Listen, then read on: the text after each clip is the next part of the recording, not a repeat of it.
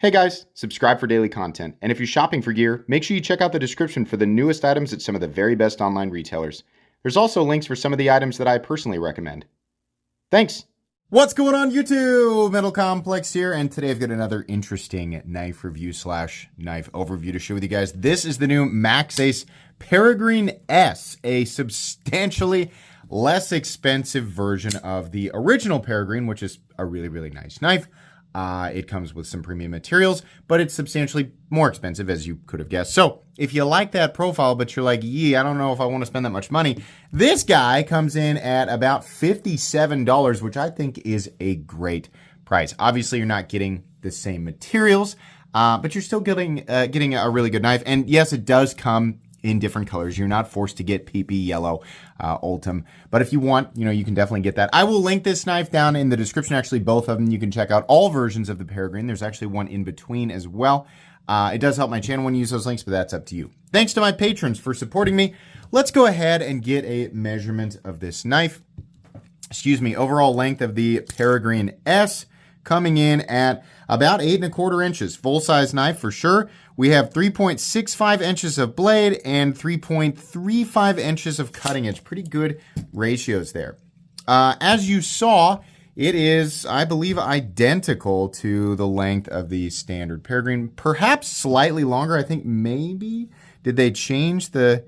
There's a couple of little things that are different. No, it's identical in length. But there's a couple of little changes between these two knives, and I'll put it out here in a second. Let's do some size comparisons up against some other knives here. Any custom scales you find in this section can be found down in the description under Original Goat and Others. So up against the 80-10 and the 80-20.5. Obviously not nearly as robust as something like the 80-10 and longer than the 20.5. How about up against the Spyderco PM2 and the Spyderco Para 3, very similar in overall length to the PM2, but with more cutting edge, actually by quite a bit. Still a lot of handle room there too. And then finally, let's put it up against the Benchmade Griptilian, or in this case, the Ritter Hogue and the Hogue Deca. It's kind of like a Deca profile that's as long as the Ritter Hogue, right? Long, straight, classic profile. How's the action of this knife? Well, unlike the original Peregrine, this guy runs on bearings. So the action is much better in terms of just how easy it is to deploy the blade and, get the blade to fall back into place. It does have a front flipper, which is actually useful versus this guy's front flipper, which is totally useless. This runs on phosphor bronze. A lot of people, this one runs on bearings. The original premium ran on phosphor bronze. A lot of people are under the impression that bearings are a, sort of like a sign of luxury on a pocket knife. And so to have phosphor bronze on a really expensive knife is backwards. And that's not how that works. The pivot setup is, depends on the design. It depends on, whether or not the maker wants bearings or washers or nylon in there, whatever. But there's no specific pivot setup that is directly associated with certain price tiers. You can get cheap knives with any of those systems, and you can get expensive knives with any of those systems. It really just comes down to preference. The benefit of phosphor bronze is it keeps debris and stuff out of the pivot. This is generally the setup you want if you're really going to be working in a dirty environment. And as you can see, they do operate just fine, right? Having the detent tuned properly and having a good thumb stud will definitely assist there, but it is usually easier to manipulate a knife with bearings, usually. And that's definitely the case here. It also helps to have a proper front flipper. The thumb studs are also different, and there's thumb studs on both sides versus the original having a thumb stud on one side. And you could not switch it over to the other side because the hole that's required actually is underneath the frame. So that they just didn't give you that option. This makes way more sense. The only thing that kind of sucks is if you're wheeling this out and your index finger's up here, this thing will actually come around and pinch you a little bit, which is such a weird thing. Like if most of the time when you deploy it, you're thinking, I better watch out where my finger is when I'm deploying it. It's kind of awkward to get my index finger in a position where it's in the path of that. So I found the only time that it did it to me, I was just wheeling it out, and you can see right there, it's kind of pinching my finger. It got me naturally good enough to get my attention on it, right? So watch out for that. It's not really that big of a deal. Once it happens to you once, you'll probably be okay. But it is a little bit awkward in that sense. But the D10 is fine. Access to the liner lock is fine. The action itself is nice and smooth, right? Everything just feels good. Let's go ahead and do carry profile. So thickness up against the Spyderco Para 3. That was the PM2. This guy's a little thick, not crazy, but it is liners with scales on top. So ends up being a little bit thick, but I think mostly in a good way. Length and height up against the PM2 and Para 3. Lengthwise, it's about the same as the PM2, nowhere near as tall, obviously much longer than the Para 3. Materials, what are we looking at here? So for the blade steel, we are looking at 10, I think it, yeah, there we go, 10 CR 15 CO MOV. What is that? It's Chinese VG10. It's literally just VG10, which is fine. Actually, VG10 is a steel that I've always thought belonged in this territory anyway. Performance-wise, real similar to 154 CM. Real similar. Really great balanced composition, and obviously right at home at $57. I have no issue with that whatsoever. We usually don't see the 10CR15 COMOV, I think there's a lot of numbers in there. We usually don't see that. We usually, see it in VG10 form. But in this case, fine, it must be, super inexpensive to produce it this way. So that's fine. I don't have a problem with that at all. Very stainless. Not going to win any awards in the edge retention department. But this is not the type of knife, at this price point, it's not really going to be babied. This is a knife that's probably going to be taken out and used pretty hard. So you're going to be sharpening it a lot anyway. And this is going to be a really easy knife to touch up and sharpen, right? So yeah, I like that. I hope they continue to use this steel on lots of budget stuff. And I hope that this knife, or the S series of knives, is an indication that they are interested in making budget knives, because Maxace would be really, really good at that. I think this is probably just the tip of the iceberg. So, but anyways, let's go ahead and weigh it. In this case, Ultim, the G10 is going to weigh it slightly different. I don't know. I feel like G10 is probably heavier than Ultim, but we have quite a bit of steel in the liners. We have a steel backspacer. And then we have a blade that's reasonably thick, right? And it is a full-size knife, so it's probably going to weigh 4.5 to 5 ounces would be 4.8 ounces, no surprise there. Balance on this knife, actually pretty decent. It's right up there behind the pivot, so it actually feels like it weighs less than it does. But it's still reasonably heavy, so, it just kind of depends on your opinion on that. This wasn't really a problem for me to carry. It didn't really matter if I was wearing, my shorts or my jeans. Obviously, it was a little more comfortable in jeans, but I didn't really have an issue carrying it. I think the profile, makes up for the increased weight versus what most people would consider to be a lightweight knife. Anyways, long-winded way of saying it's fine. The blade stock thickness on this knife is coming in, come on now, zero out, coming in at 155 thousandths. Maxace loves that ZT blade stock thickness. Could probably go thinner, not really that big of a deal. Okay, meat and potatoes time. It is essentially the same thing with a functional front flipper, and it runs on bearings, and it's way less expensive. Obviously, you're not going to get the super duper shiny Sanmai ZDP 189 blade, which is very cool. Definitely gives this guy some character, right? You're not going to get the titanium or the carbon fiber inlays, right? You're buying a less expensive version. So in this case, we have Ultim or G10 steel liners, right? But that's fine. The pocket clip, I think, is great. It's got a little bit of a bill, but it's short, which is nice. It's also ambidextrous in terms of the mounting position, so left-handed people can also enjoy this just fine, right? Very easy to manipulate. The front flipper works. I kind of just wish it wasn't there, honestly. If you remove it, you end up with an incredibly generic knife, right? I mean, at this point in the video, there's probably already 10 comments of people saying that looks like a copy of the insert some other, generic handle and drop point blade design. Every company has probably one knife that looks similar to this, because this is essentially just knife. The handle profile, the blade profile, it's just a knife profile. But the reason we see it so much is because it works. This is a comfortable knife. The liners are, shadow boxing the scales. And it's a nice, comfortable way to do that. They didn't back the scales up too far like we've seen with, Migron. It ends up with this sharp, protruding ledge, right? Looks nice and is comfortable. It's not going to win like, the oh my gosh, hand melting experience, like perfect ergonomics award, but it is nice. There's also a little bit of texturing here. This is the kind of cloudy Ultim. My favorite is when they polish it to where it's like super reflective, right? Ultim is kind of whatever to me. Some people, like people repeat that, Ultim is PP colored and I don't like it. Like that's usually what people say, right?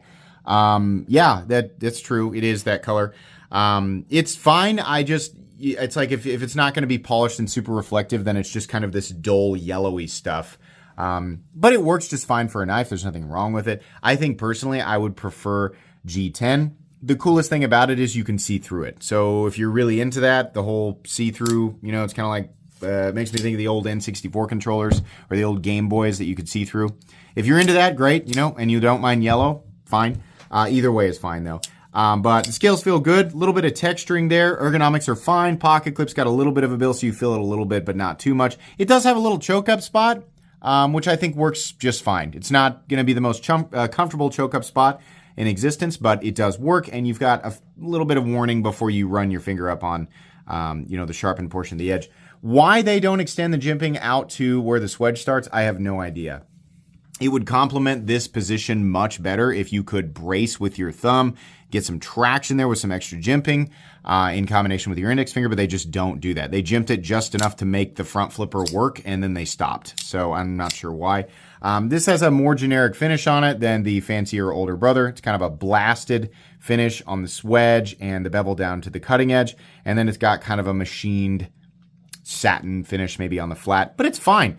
The blade has a fairly strong or fairly robust tip there at the end, and the cutting edge is not what I would call thin, not incredibly thick, probably just medium, but it does slice, it does cut. It's just not going to be a laser beam, but it will do the trick. I mean, this is one of those knives that is legitimately kind of an all-purpose knife. Do I think they should have put washers in this version? No, I mean, I don't know. Like, I think it'd be neat if they made one version with washers or one with, bearings so that you could kind of decide what you wanted to do, or maybe make it to where they can accept both, right? I mean, you literally just need to include some small steel washers so that the bearings have a surface to ride on. And then you could add some PB washers in there that are the same thickness as both the steel washers and the bearings combined so that they can run on either. But I don't know. I feel like that adds a lot of cost and complication. So doing a budget version with the bearings is probably what's going to make the most people satisfied. And it's not like, I don't know that people are necessarily beating down doors to get the original with the washers in it, but it would be cool if they could implement something like that. I think this will work just fine. You have to be in a pretty nasty environment to get the bearings gunked up so bad that they won't work. Most of the time, even in a dirty environment, they'll work just fine. So this didn't create any problems for me. The edge is, obviously it's going to be noticeably thicker than something like the Open-L, but it did cut and slice just fine. Don't expect the edge to last forever. That's VG10, right? But it's very similar to a lot of other compositions in this general territory. It says Maxace on one side, and on the other side, they have to put the name of the knife on there and the steel. Probably just, it's like I've been saying, just do the Maxace logo, small, and then you can just put the steel much smaller over here. We've got just kind of a lot of billboarding there, but it's not really hurting anything. Filler tab, ambidextrous mounting positions for the pocket clip. We already talked about that. Probably, screws could probably be recessed. I had to fight that a little bit in my jeans. Not bad though. Retention on the clip's fine. It's obviously a steel clip because it's not the premium version of the knife. We have a stop pin that's located in its traditional spot. A little tiny bit of shouldering right there behind the front flipper. We have no blade play up, down, left, or right. No lock stick. No double clutch. No pivot lash. Very smooth and consistent in here. And a nice medium, I'd say a medium light detent. Is this guy coming off center? Yeah, I just centered it for the video. I don't think these are going to come with Loctite, which is fine, so expect yours to do this until you Loctite it. I would prefer it this way. A lot of people say, it should come center from the factory and it should stay centered forever. You haven't been carrying a pocket knife very long. Every single knife in existence will 100% come off center with time. I'd say it's better to have the ability to easily adjust the knife and then Loctite it yourself and get it exactly the way that you want.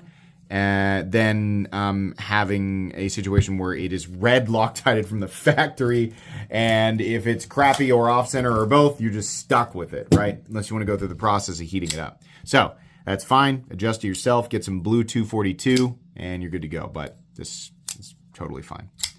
A little bit weird with the front flipper situation, but good overall. Very good. Right? Not, breaking any records for most innovative or anything like that. Is certainly not a totally original design, but there's absolutely nothing wrong with the price tag. And honestly, the most exciting part of this is the implication that the S line will expand, right? That they're going to do more budget knives and things.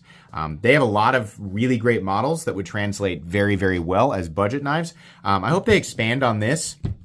It would be really, really cool to see Maxace create their own compression lock like Vosti did. Again, I have no idea why companies are not all over that. The patent ending on the compression lock with Spyderco is a golden opportunity for all of these really, really awesome, super precision Chinese OEMs to create some amazing budget knives. Vosti did it with the Raccoon. It's absolutely wonderful.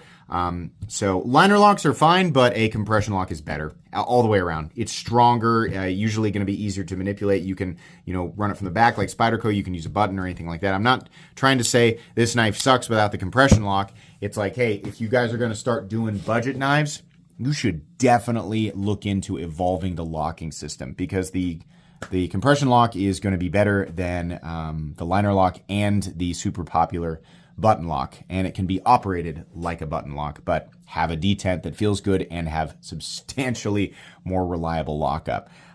So it would be really cool to see them do something like that. I have a feeling we'll see their version of the crossbar lock in this line before we see their version of a compression lock, but whatever. This knife is good. It's good enough to go in my cheap knives I like playlist, and I think it's worth checking out, definitely. So thumbs up from me. That's going to be it today, guys. Thanks so much to Maxace for sending this in. Links for this guy and the premium guy down in the description. Please make sure to follow me on Instagram at metal_complex. If you enjoyed this video, leave a like. If you'd like to check out my other content, I do, of course, have lots of videos of knives that are either expensive or inexpensive that I do or don't like, so check those out. And if you enjoy all my content, go ahead and click on that Metal Complex logo right there and subscribe, because there's definitely more coming. Thanks again for watching, everybody, and have a great day.